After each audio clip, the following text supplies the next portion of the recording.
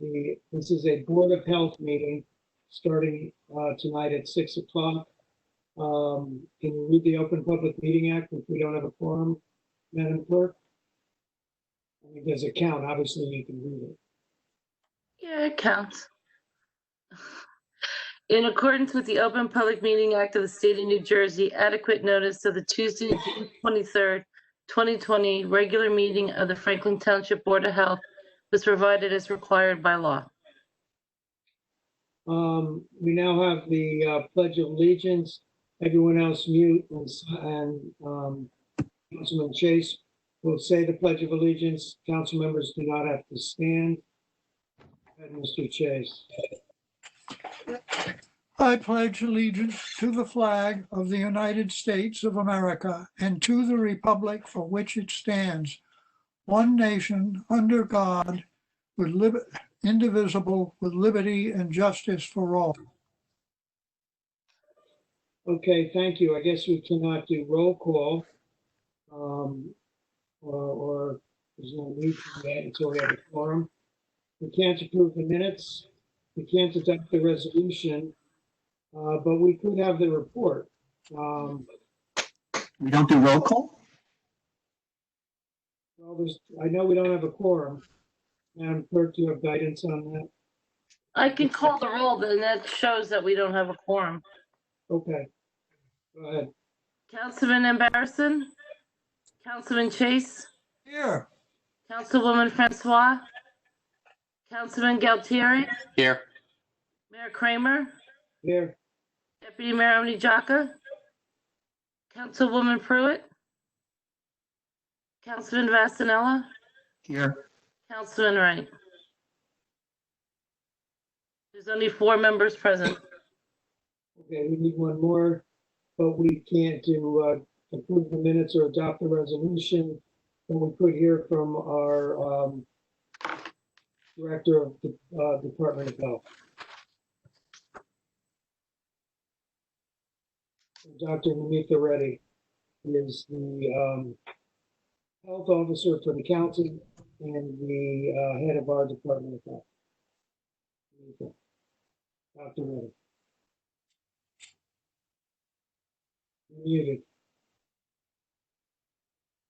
She's muted. You're muted. Doctor, you're muted. Is she doing the report now? So I gotta make the, So you can eat dinner. Can you hear me now? Yes. Okay, so Wait one moment. We are Councilwoman Pruitt, so we are now a quorum. Yeah, I was actually here. I just used the wrong link, so you couldn't hear me or see me.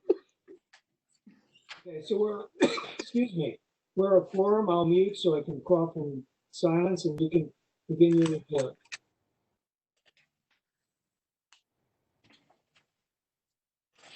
Dr. Reddy, go ahead. all right, thank you, Mayor Kramer. Good evening, everyone. This is our annual report that we're sharing with you, and these are reports that we normally present for the entire annual year of 2019. So whatever information is provided here is specific to Franklin Township from January of 2019 to December 31st of 2019. So Michelle, next slide, please. Just to give you an overview of what public health does, and especially what the county public health department does for Franklin and for all other towns. We are guided by 857, which is the statutory code from the state of New Jersey that provides guidance on what the health department's roles and responsibilities are. So to start off with, public health is really something that ties all of what we provide. I'm going to turn We my provide camera because I really don't need people looking at me. yeah, right.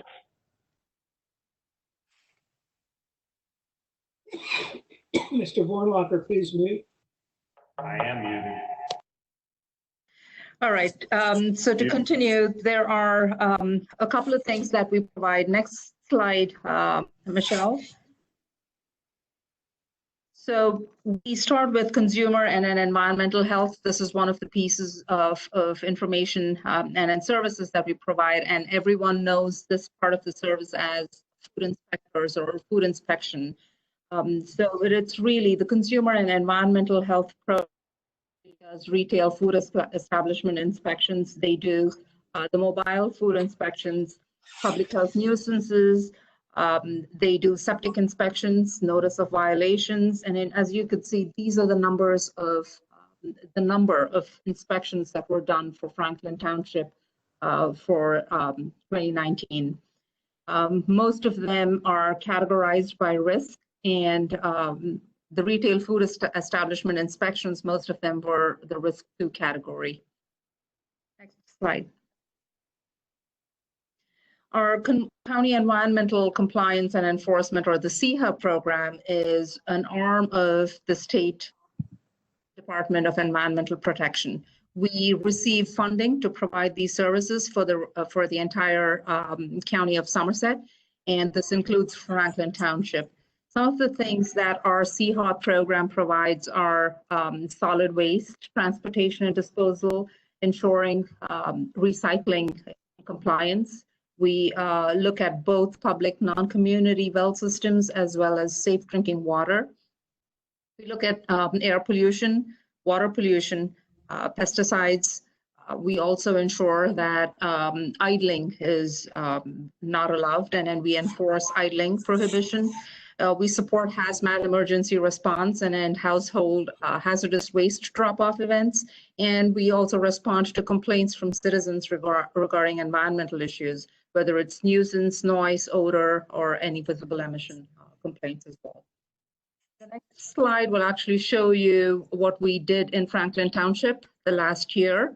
As you could see, these are the number of CEHA inspections that were done in Franklin Township. It's broken down by the different types of complaints, and the map itself will show you where each of these services were provided. Next. Another of our programs that we work in the health department and provide services is the Childhood Lead Poisoning Prevention Program. This is a grant that we received from the state to provide these services for Somerset County.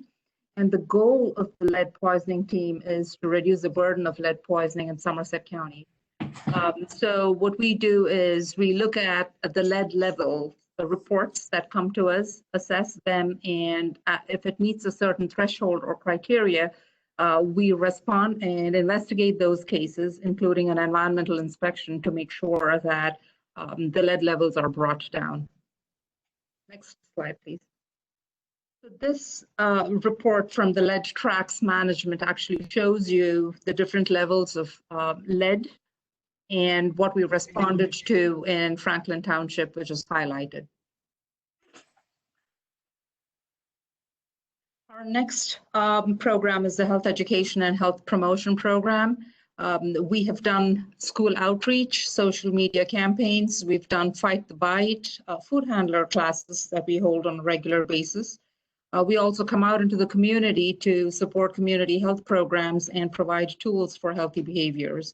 We participate in the Healthier Somerset and Healthier Middlesex programs, which is a congregation of a lot of entities at the county level that participate in trying to ensure that we meet certain guidelines, working with the hospitals, both St. Peter's in Healthier Middlesex and Robert Wood in Healthier Somerset County. So our other program and the grant that we receive is the Regional Chronic Disease Coalition. This RCDC coalition works with a wide range of community partners to decrease the burden of cancer. And the way we do it is through prevention, education, and early detection. So we've had a number of cancer thriving and surviving workshops. We also provide training of human papillomavirus for schools. We also provide prevention programs and adolescent immunization education. And we partner with Sioux Falls Health Center to provide prostate and colorectal cancer education and screening as well. So this is a part of our Regional Chronic Disease Coalition program, or the RCDC program.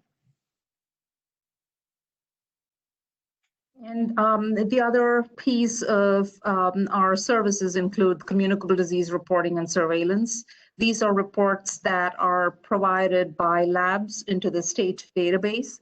And once we get a positive lab, we go ahead, investigate these cases and ensure that there is no spread, or make sure that appropriate public health interventions are provided. The top 5 cases, communicable disease reports that were received last year are listed here. The most common being Lyme disease for Somerset County. The other piece of our services include public health preparedness program. And the public health preparedness program is something that we use for an eventuality like the coronavirus response that has happened now. It is all the training and then exercising that we do in relation to the other partners that we have in Somerset County for an all hazards preparedness response. When we mean, what we mean by all hazards is if there is a public health or a health piece associated with any of the main hazards that we see, whether it's communicable disease, whether it's flooding, whether it's fire, we work and have plans in place and exercise these plans to ensure that there is a streamlined response to it. These include point of distribution plan, including fixed facilities, which may come in handy when there is a mass distribution event for medications, should that be an eventuality. We provide drive-through flu shot clinics, which is a part of our testing plan, should we be called on to provide mass vaccination for residents of the county. We send messages through our links messaging system, which reaches a lot of groups specific to the messages. If, for example, if it were to be case investigation information, we have the ability to target physicians in the county and in Franklin to be able to ensure that they get that information. We also form community partnerships to ensure that we have the ability to reach out to these communities should there be an event or an emergency event that would require us to reach out to them. So these are some of the things that the Public Health Response Team or the FEP team has done. We prepare and train public health professionals by hosting seminars and in webinars, tabletops. We work with the other partners within the county to make sure that we understand each other's roles and responsibilities in our response. We establish priorities should there be a need for us to respond, and we act quickly and efficiently in emergencies and disasters. And that really is the premise of all our training and our exercising that we do in a non-emergent situation.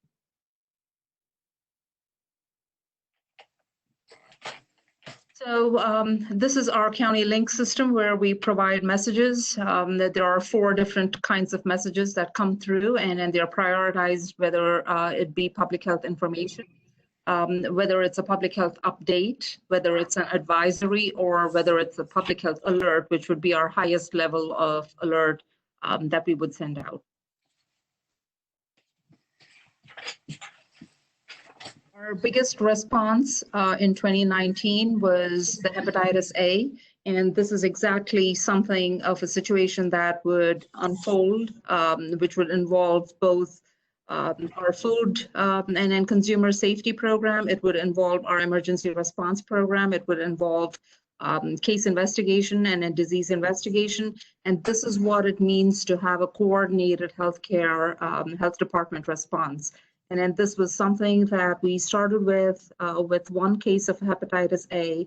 And as usual, when the reports come in, we go forward, investigate the case, and then depending on the risk of exposure, that was when we identified that the individual happened to work in a setting that provides food handling. And at that point, the number of exposures are assessed, and based on the number of exposures, the best response was to be able to provide vaccination. So there was that whole coordination piece of not just ensuring we identified people who were at risk of exposure, but also providing and supporting a response so people who were at risk can adequately take the vaccine and then get public health control measures in place.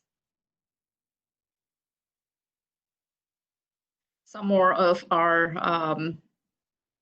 hepatitis A clinic and how that led to our COVID-19 response. Although that is a new response for 2020, this presentation would not be complete without touching upon a little bit of the coronavirus outbreak. So just as we ended our hepatitis A outbreak, we did come across some reports of a new novel coronavirus strain that originated in Wuhan, China. And although most of the response that you see in the news started in March, the health department actually started prepping for it in middle January. When we knew that the first cases were happening up in Wuhan, our health department staff got together and we had a plan of action in terms of how we needed to respond to this. The first step was to educate the people on what this virus was and then how to prevent spread. So it started with health education and then moved on to case investigation and then moved on to vaccination at this point. And as we are opening up the economy and allowing people to back down, that is exactly how we would go forward. We would go back to contact tracing and then case investigation, identify cases and ensure that they are appropriately quarantined, provide testing, and if there ever comes to be a point when there is a vaccine or treatment available, we will be then standing up clinics or to provide those vaccines and then mass vaccination clinics as we move forward. This is a snapshot of what we've done in response to the coronavirus. That is our clinic at RVCC that is still up and running. Actually, we had another clinic this morning, and we provide the updates through our weekly situation reports. We've provided education materials to share amongst the public. And as you could see, we are going forward with trying to gear up for the case investigation and contact tracing steps that would come as a next step as we open up the economy and have people start moving around and then participating and then getting back to a new normal, if you will. So we are ready to move forward to the next step. These are our numbers on our dashboard. As you can see, as of this morning, I think those are yesterday's numbers. Almost 4,251 cases in Somerset County, of which 440 deaths. And then these numbers are updated every day. And for Franklin, the numbers for, if I pull that up, I think 1,271 as of yesterday. Those were the numbers for Franklin Township.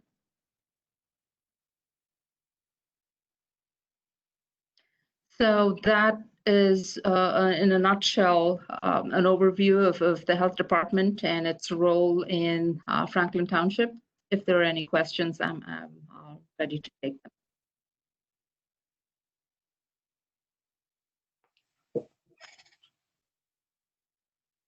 I have a question. Councilman Chase. We recently had a noise complaint, and I know that you have inspectors who have the proper equipment to measure noise levels and are trained in that use. Would these inspectors enforce the township noise ordinance as well as the general state ordinances? I believe they enforce the DEP ordinances unless the township has a specific ordinance that is above and beyond what the state requires you to do. So, Councilman, the health inspectors who are doing residential noise enforcement enforce the municipal ordinance that we have on the books. They enforce our ordinance, which mirrors the model ordinance from the state of New Jersey. So that it's our ordinance that they're enforcing. It's our ordinance, but it's essentially the same. So the state of New Jersey, for that, the Noise Abatement Act I think of 1987, if I remember correctly. That is just a model ordinance. If there are statutes that are enforced outside of the municipal ordinance, it would be on commercial properties, which is a different type of enforcement, not on residential properties. Oh, it's just- Our ordinance is what gets enforced. Any other council members have a question? I have a question. Dr. Reddy, there's obviously been a lot of talk about contact tracing recently. Can you talk, I guess, briefly about how it works in our county, in our township? All right, so contact tracing is something that we've been doing since the beginning of this outbreak. So technically what that is, when we get a positive lab result of coronavirus, what we would do is we would go forward, contact that patient who tested positive and investigate the case. What we mean by investigation is we would ask them where they've been, when their symptoms started, just so we can assess other potential risks of exposure and prevent spread. So when we get that information from the patient, we then identify who he or she may have come in contact with and identify those people who would be contacts, if you will, of this confirmed case. And then those people will be advised public health control measures, whether it be going to the hospital to get tested if they're symptomatic, or self-quarantine to make sure that they are preventing spread within the community. So that really is the contact tracing and case investigation piece. It's not something new. It's what we've been doing since the beginning of the outbreak. As the outbreak progressed and we started seeing more community spread, we needed to focus on contacts that were in high-risk settings, so we reduced morbidity and mortality. And then we had stay-at-home order, which allowed a lot of people to come back into their homes, which reduced the spread in the community. Back into the community, the exact same way we got to that point is how we're going to go back. So when people start coming out into the community, what we would do is identify those people that test positive, contact them, identify their close contacts, make sure that we provide appropriate public health guidance. And if it means that they need to self-quarantine or get tested, that would be the advice that we would be providing. So that is, in a nutshell, case investigation and contact tracing. Thanks. Obviously, the governor has been talking a lot about it, and people have, I guess, mixed ideas about what contact tracing is. So I think just to kind of explain that it's not new, it's something that's been happening. It's also just really helpful just to reiterate.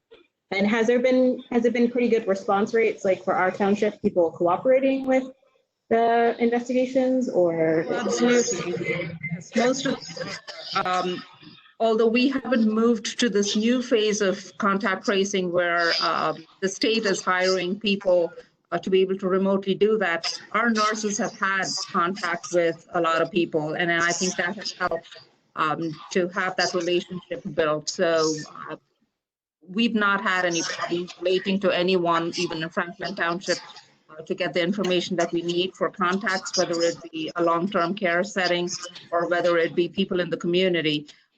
So I don't anticipate that being a problem because, like I said, it's not just for COVID. We've been doing case investigations and contact tracings for all communicable diseases thus far.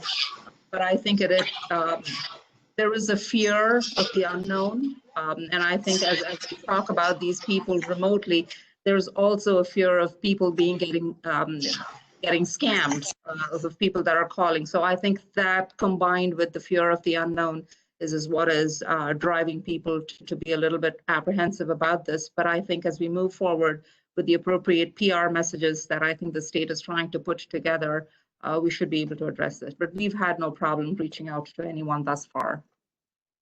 Thank you, Doctor. No problem. Anyone else? Yes, I guess I know this is more of a forward-thinking question, but I know that you had the success with the attempting the drive-through flu shots and the hepatitis A vaccination. Is the goal that if a vaccine is a successful enough vaccine is found for mass distribution, is the plan to try to do use the learnings that we have from the other, I guess, mass vaccination attempts to try to treat COVID-19. And I know that still might be a relative distance off, if ever. But is that the plan to try to use the past learnings to try to distribute this as quickly as possible? Absolutely, and I think all of these processes help, right? So depending on the method of how we can deliver the vaccine, because all of that will be important for us to consider, and who the priority groups are. Once they make that determination, whether it's a drive-through or how best to ensure that the people that we need to reach are reached in an appropriate time. All of those will be looked at to ensure that we find the most efficient method of delivering the vaccine. Thank you. Anyone else? Councilman Anderson. Hi, Dr. Reddy, how are you? I'm doing good, thank you. All right, I have a quick question. I read about this new medicine that was approved in India for treating early stages of coronavirus. Have you read anything about it? Is there any effort to bring that to the U.S. At the national level? Do you know about this? I have not heard of an option at this point in terms of treatment. The only some settings have had some level of success, but there is not enough evidence for us to be able to say this is a standard method of treatment that would take care of this across the board. So at this point, there was no identified treatment that is proven to be effective for the general population.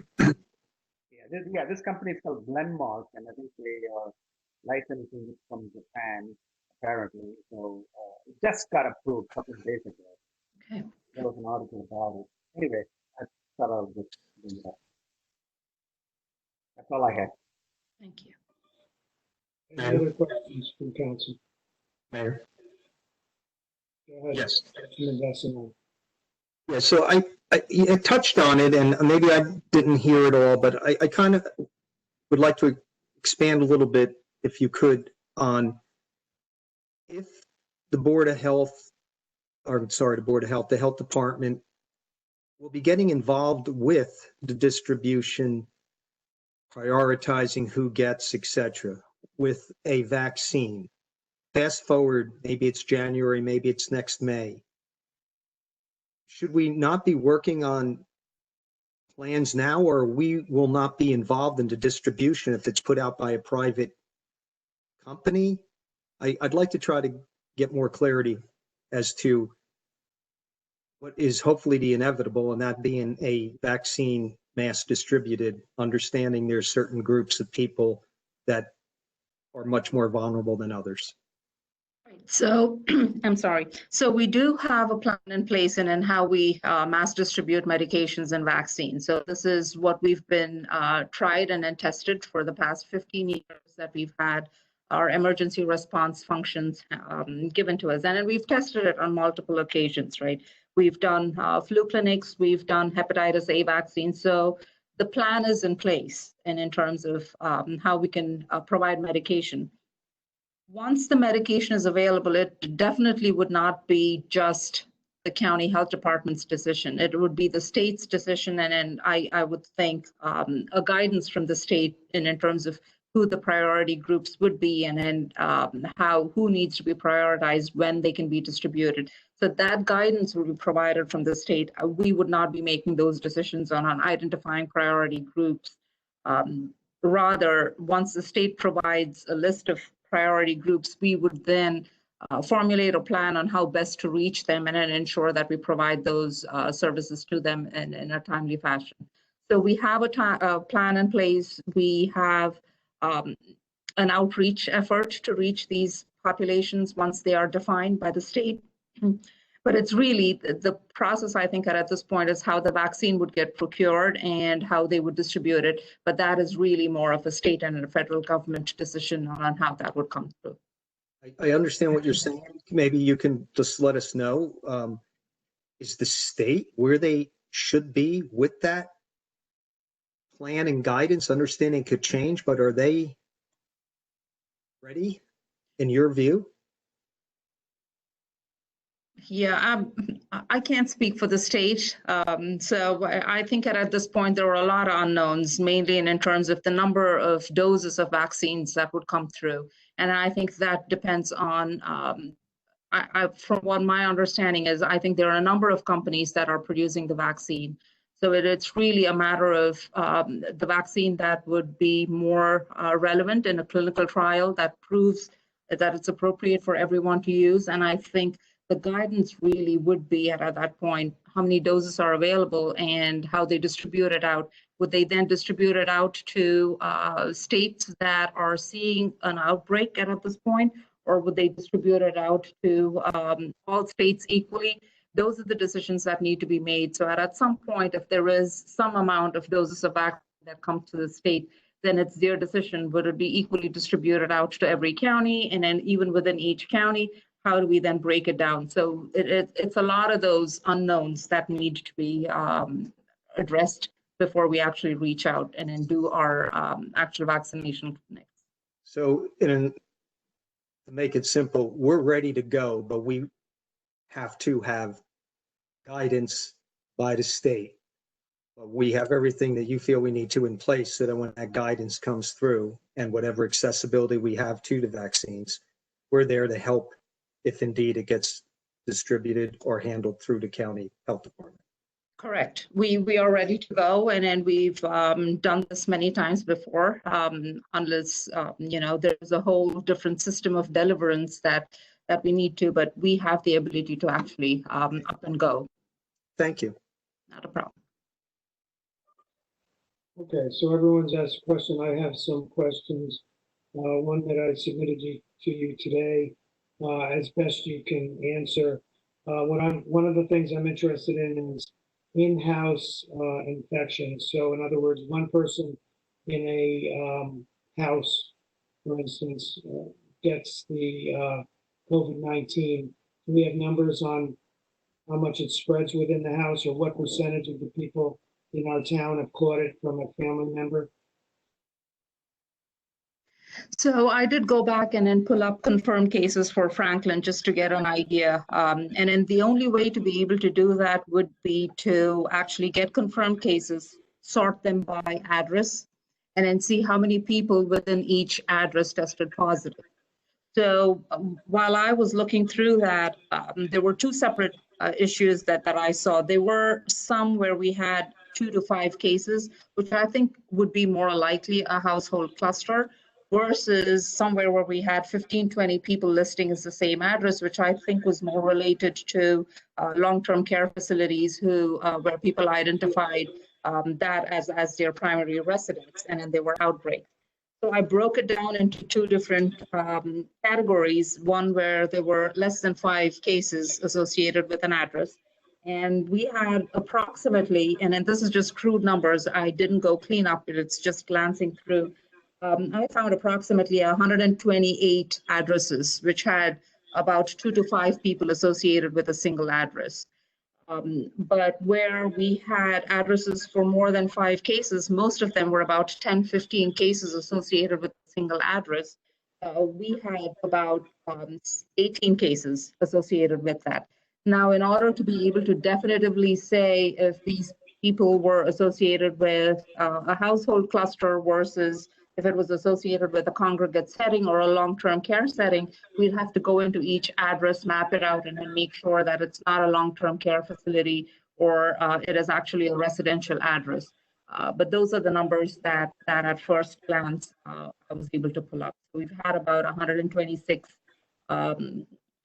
cases, clusters, if you will, of people less than 5 associated with an address, and we've had about 18 where we've had more than 5 cases associated with an address.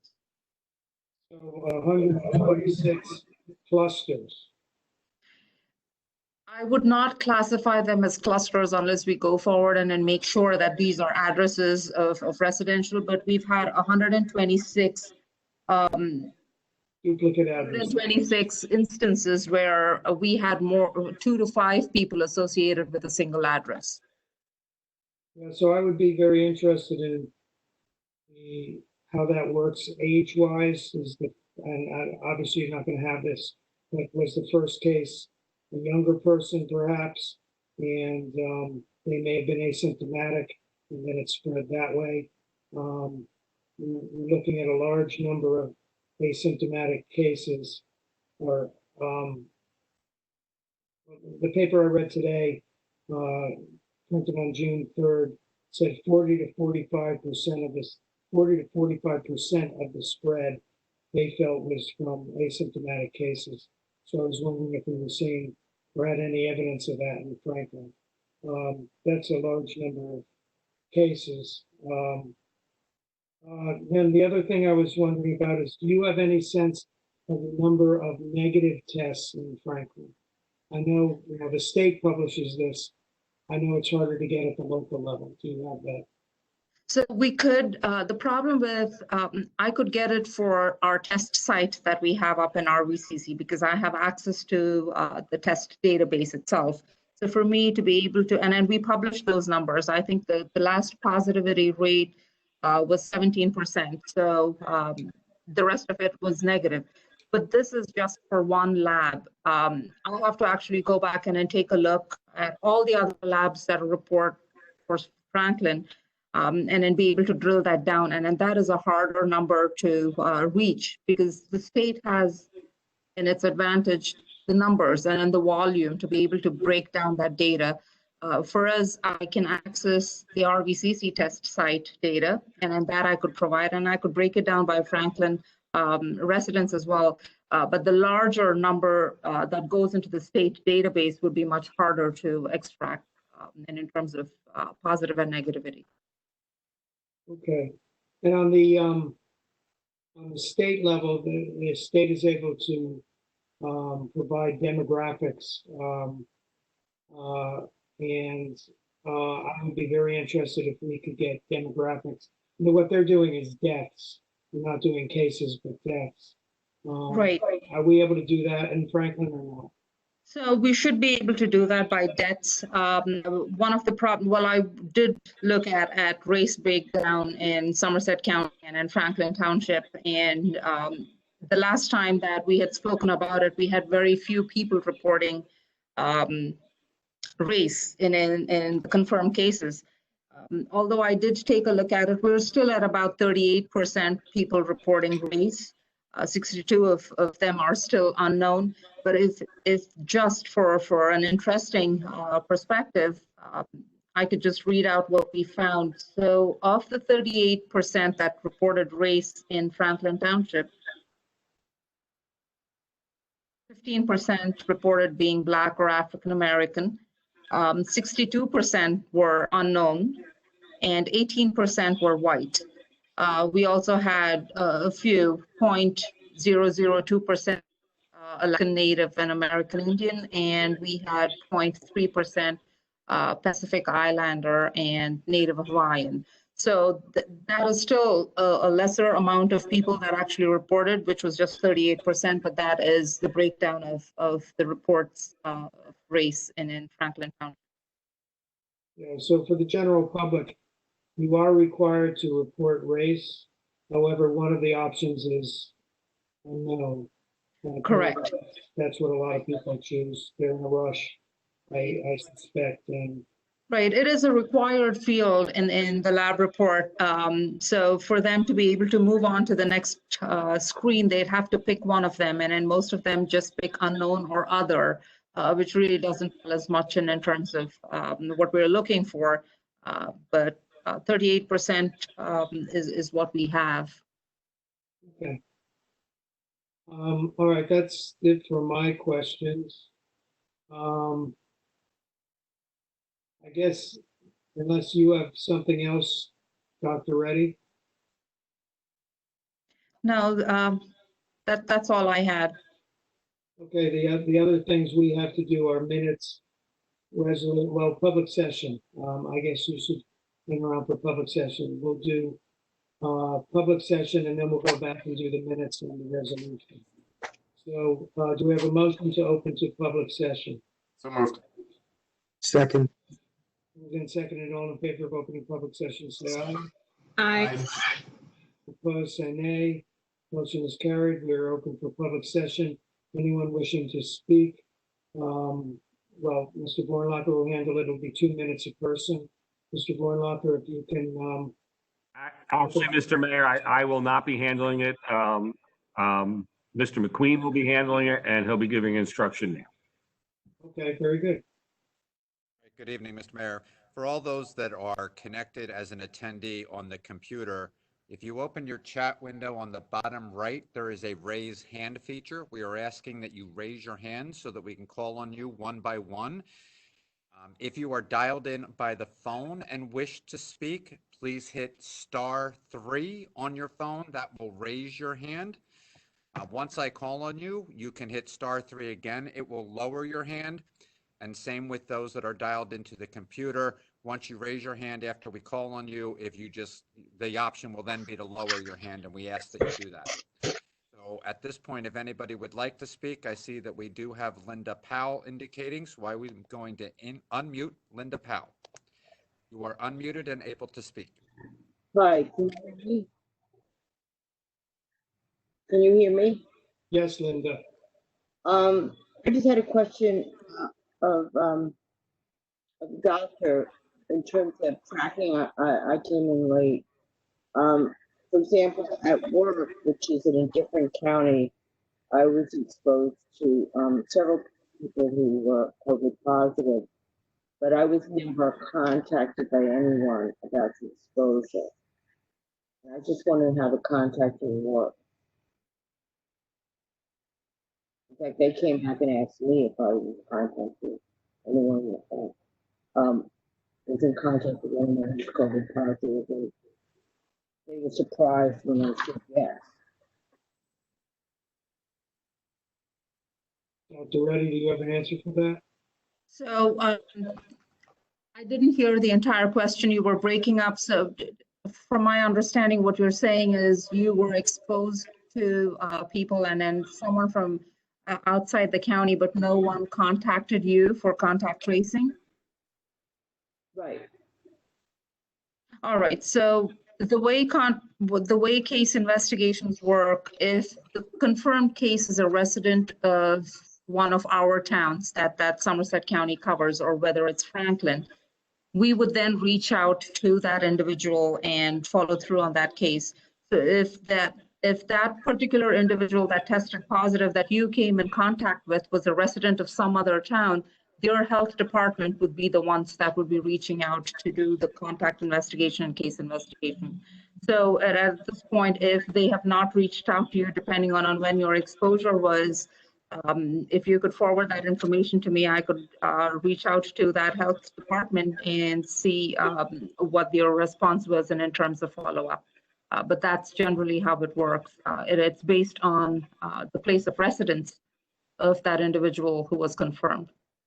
Well, one person was living in a nursing home that's about a mile from where I live. He's someone that I saw before he was hospitalized. And the other people, I think, are. Sorry, you're breaking up. I can't.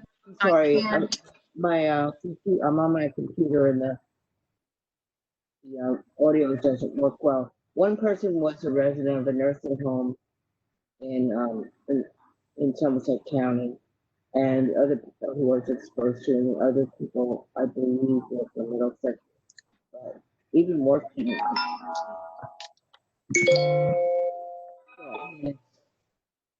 I'm just wondering how that works. This was too early on. Mr. Mayor, I am a little concerned that these questions are becoming very particular to a certain individual with regard to a certain medical condition. I think that I would prefer if the caller just contacted Dr. Reddy, not at a public meeting, and ask those questions. Okay. Yeah, we could certainly talk offline. Please, you feel free to reach out to me. Yeah, I think that might make more sense. I'm just concerned that we're getting too specific here. Thank you. Linda, if you could state your address, please.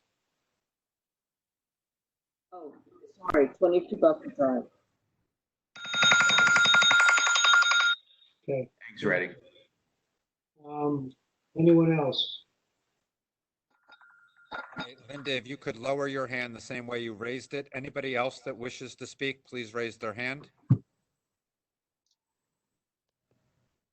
Okay, we have Jim requesting to speak. I am going to unmute Jim. Jim, you are unmuted at this time. Your name and address, please. Hello, Yes, Jim, name and address, and go ahead. 22 Tallman Lane, Jim Perwaski. Go ahead. I was contacted earlier this week by Cynthia Voorhees about giving a report on behalf of the Advisory Board of Health, which I understand is a traditional part of this meeting.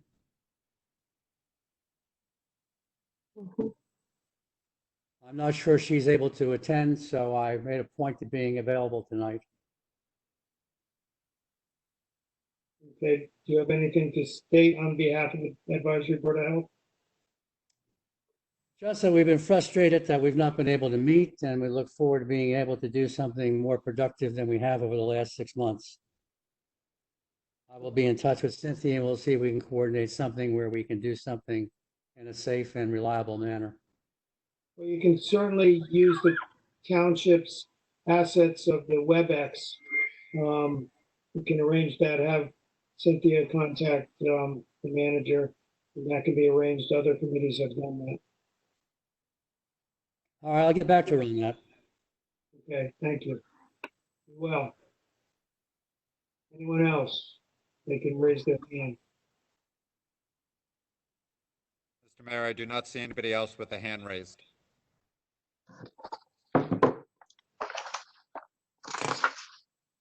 A motion to close the public portion of the meeting if we're sure there's no one else waiting to speak from the public. There's no one else waiting. Okay, So we have a motion. Do we have a second to close? Seconded.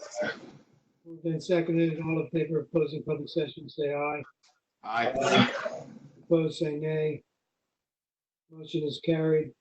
Dr. Reddy, thank you for your time. We have a little bit of things to clean up, but I don't think you need to be here for them. All right, thank you. Thank you all. Thank you. So we'll go back to item number 4, approval of the minutes. I present the September 24th, 2019 annual Board of Health meeting minutes for approval at the by the Board of Health. Do we have a motion? So moved. Second. Moved and seconded. Any corrections or discussion on the minutes? None, Madam Clerk? Councilman Embarrasson? Yes. Councilman Chase? Yes, Councilwoman Francois? Councilman Galtieri? Yes. Mayor Kramer? Yes. Deputy Mayor Oni Jaka? Councilwoman Pruitt? Yes. Councilman Vasanella? yes. Councilman Wright? Okay. That passes. We have adoption of resolutions. I present the following resolutions to the Township Council for consideration. Resolution 20-003, approval of the Franklin High School class of 2020 graduation process plan. This is a new plan since the governor changed the minimum requirements. We upped them. We've come up with a new plan, and they need Board of Health approval. This has been approved by our police division. Do we have a motion? So moved. Second. Moved and seconded. Any discussion on the item? Hearing none, seeing none. Madam Clerk? Councilman Embarrasson? Yes. Councilman Chase? Yeah. Councilwoman Francois? Councilman Galtieri? Yes. Mayor Kramer? Yes. Deputy Mayor Oni Jaka? Councilwoman Pruitt? Yes. Councilman Vasanella? Yes. Councilman Wright? Yes. Okay, I'm just going over because we've skipped around, make sure we haven't missed anything, we have item number 8, any other business. Does anyone have other business for the Board of Health? Hearing none, I guess it's time to adjourn. Do we have